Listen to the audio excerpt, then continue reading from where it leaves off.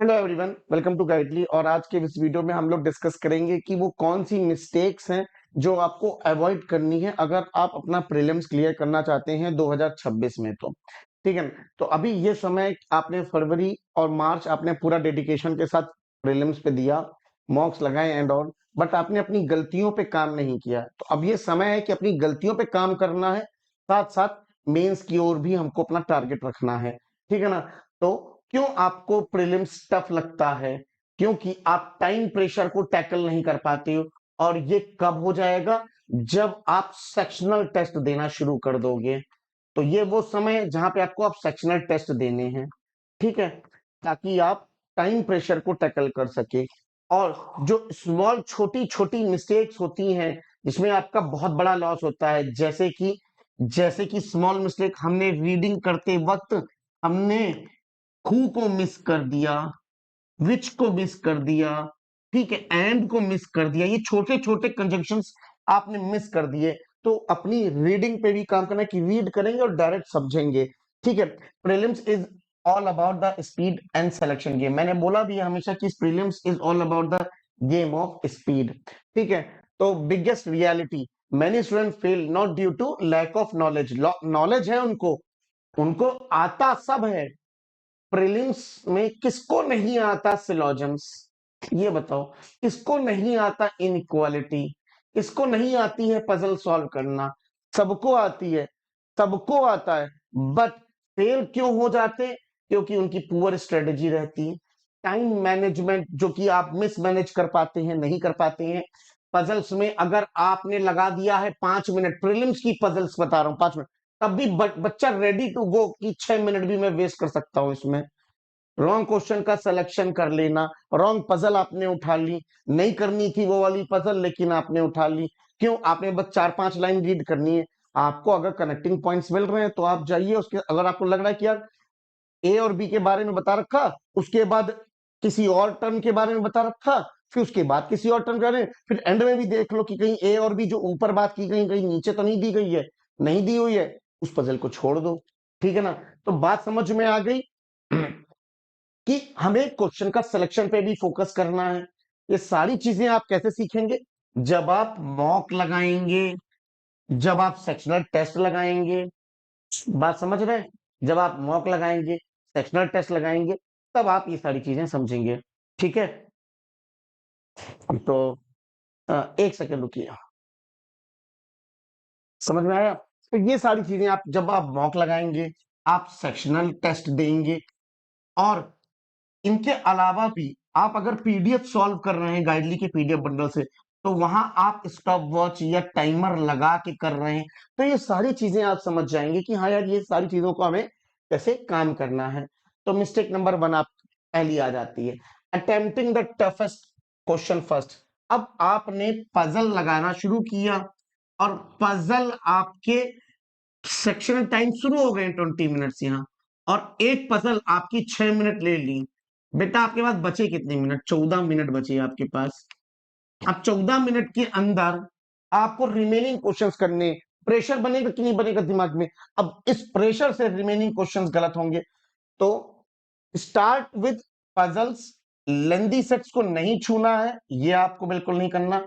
Wasting 5 to 10 minutes on one set, जैसे मैंने आपको बताया, ये आपको नहीं करना है। आपको लग रहा है कि यार मैंने 3 मिनट दे दिए हैं बट नहीं बन रही है मेरे से, केसेस बन के आ जा रहे हैं पर कोई केस रिजेक्ट नहीं हो रहा, छोड़ दो। वो तुमने 3 मिनट दे दिया उसको, बस आगे के रिमेनिंग सेट तो बचे हैं अभी, उनको टाइम दो, उससे पेपर को संभाल लो।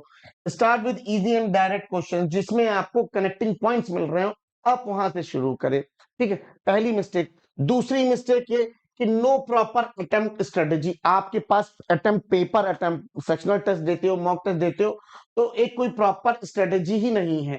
तो उसको कैसे करना है? Random question solving, no fixed order आपके पास है ही नहीं। फॉलो दिस सीक्वेंस, मैंने हमेशा बताया, इनइक्वालिटी आई उड़ा लो, सिलोजिम्स उड़ा लो, कोडिंग डिकोडिंग उड़ा लो। अब आओ चलो इसमें बात कर लेते हैं।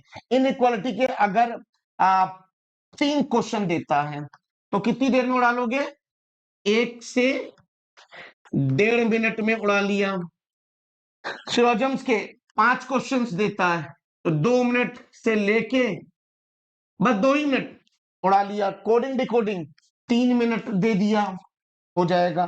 ब्लड रिलेशन 3 मिनट दिया, बन गया तो बन गया, नहीं बना तो स्किप कर दिया। डायरेक्शन 2 से 3 मिनट।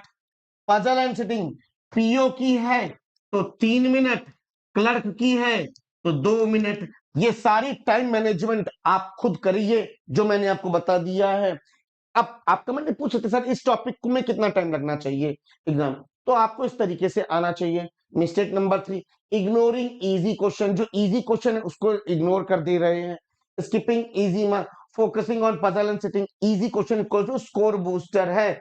इजी क्वेश्चन जैसे पेयर फॉर्मेशन हुआ, आता है ना एक pair formation, forward and backward, आप 1 मिनट दीजिए, इसको तुरंत उड़ा लीजिए।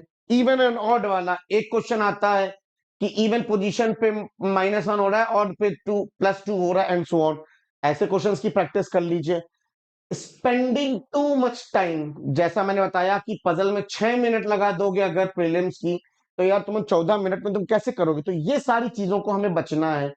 तो अगर आपको लग रहा है कि यार मैंने 3 मिनट दे दिया है, नहीं बनी, तो आप तुरंत उसको छोड़ दें, ठीक है ना।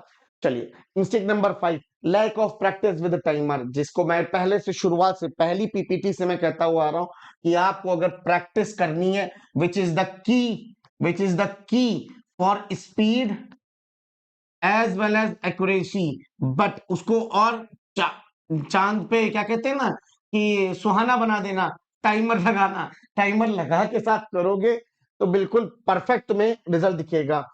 Always use stopwatch to track the time, आप ट्रैक करोगे भाई। अगर मैं फ्लोर वाली पजल एक लगा रहा हूं, मैंने ट्रैक किया था, अच्छा मुझे इतना टाइम लग रहा है, मुझे डे बेस्ड लगा रहा हूं डबल वेरिएबल, मुझे इतना टाइम लग रहा है, तो जब आपके पेपर में फ्लोर आया डे बेस्ड आएगी तो आपको पता चले कि यार मैं तो 2 से 3 मिनट के अंदर इस क्वेश्चन को उड़ा लूंगा, डेफिनेटली मुझे पता है ये उसी टाइप का क्वेश्चन है, सारे पॉइंट्स कनेक्टिंग पॉइंट्स मिल रहे हैं हमको।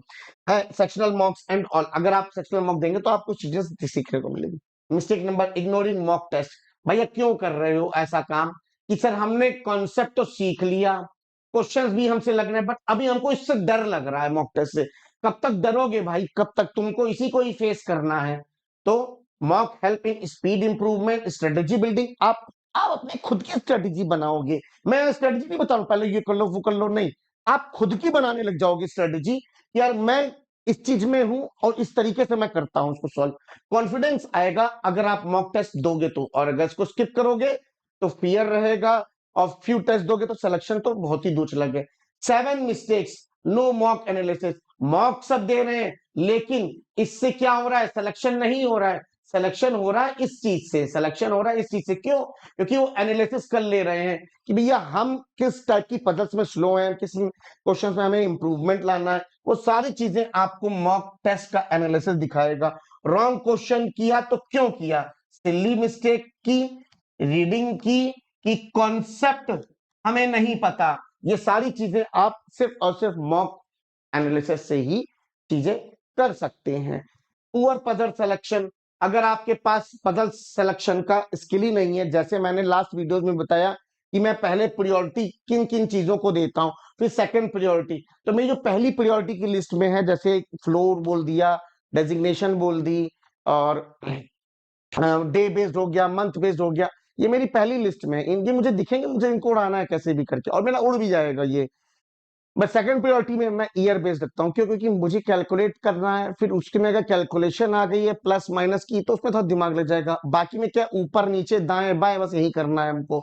तो मेरा सिलेक्शन ऐसा होना चाहिए कि हमें इस टाइप की पजल्स को पहली प्रायोरिटी देनी है, ये आ गई तो ये आ गई, सेकंड प्रायोरिटी ये रही, ठीक है ना। तो ये सारी चीजें। अब लो एक्यूरेसी, एक्यूरेसी लो क्यों है? गेस करते हैं आंसर, कुछ लोग भाई आंसर गेस करते हैं, मेंस में मैंने देखा है कि गेस करते हैं। क्यों करते हो भाई? एक्यूरेसी को मेंटेन करना है, हाई एक्यूरेसी करना है, लो एक्यूरेसी नहीं करना। तो 90 टू 95 एक्यूरेसी आपका टारगेट होना चाहिए कि इस एक्यूरेसी तक हमको अचीव कर लेना है। पैनिक ड्यूरिंग एग्जाम हो जाते हैं भाई, पसीना छूटने लगता है भैया लोगों के, तो क्यों? बिकॉज आपके अंदर कॉन्फिडेंस की कमी है। अगर कॉन्फिडेंस अगर आपका लूज कर रहा है तो आप पैनिक डेफिनेटली करोगे और ओवर थिंकिंग भी करने लगोगे। यार एक बार बताओ, कौन नहीं, मेरे को भी एग्जाम में बैठा दो, मैंने 6 मिनट लगा दिए एक पजल को, 14 मिनट बचे हैं और मेरे पास अभी 30 क्वेश्चन बैठे हुए रखे हुए हैं, मैं कैसे करूंगा? मैं पैनिक नहीं हो जाऊंगा? बिल्कुल होगा। मेरा कॉन्फिडेंस लो होगा कि नहीं होगा? बिल्कुल होगा। तो खेल शुरू यहीं से होता है selection of question, selection of question, और स्किप कर देना, मत लो ईगो पे, मत लो दिल पे यार, ठीक है ना। तो smart study to clear prelims is attempt easy question first, maintain speed and accuracy, skip wisely, give high attempt with a good accuracy rate, avoid mistake equals to half success, practice plus strategy equals to selection. बात कर लेते हैं अब, ये सारी चीजें आपको practice करने के लिए मैंने ऑलवेज बोला है कि गाइडली का जो पीडीएफ बंडल है उसको परचेज कर सकते हैं आप। 9 मंथ का ले लीजिए, आप 12 मंथ का ले लीजिए, आप 18 मंथ का, कोई सा भी ले लीजिए आप। गाइडली का ये सब्सक्रिप्शन है। अब इस 9 मंथ सब्सक्रिप्शन में इसके अंदर 2024 की पीडीएफ आपको पूरी मिल जाएगी, 2025 की पीडीएफ पूरी मिल जाएगी, प्लस 2026 की तो मिलेगी ही मिलेगी। तो सब्सक्रिप्शन है, तो ये आप परचेज कर सकते हैं, लिंक आपको डिस्क्रिप्शन में मिल जाएगा। बैंक फाउंडेशन बैच है, आप एक बैच आया है गाइडली का जिसमें सभी फैकल्टीज हैं, आप ये परचेज कर सकते हैं। साथ ही साथ मेरा एक बैच है वॉरियर, रीजनिंग वॉरियर बैच, आप इसको परचेज करके मेंस पे अभी फोकस कर सकते हैं, क्योंकि आपको अप्रैल पे मेंस पे ही फोकस करना है। That's all about the today. So अगर आपको कोई भी डाउट आता है तो आप कमेंट सेक्शन में बोल सकते हैं, ठीक है ना। Till that bye, take care, have a nice day.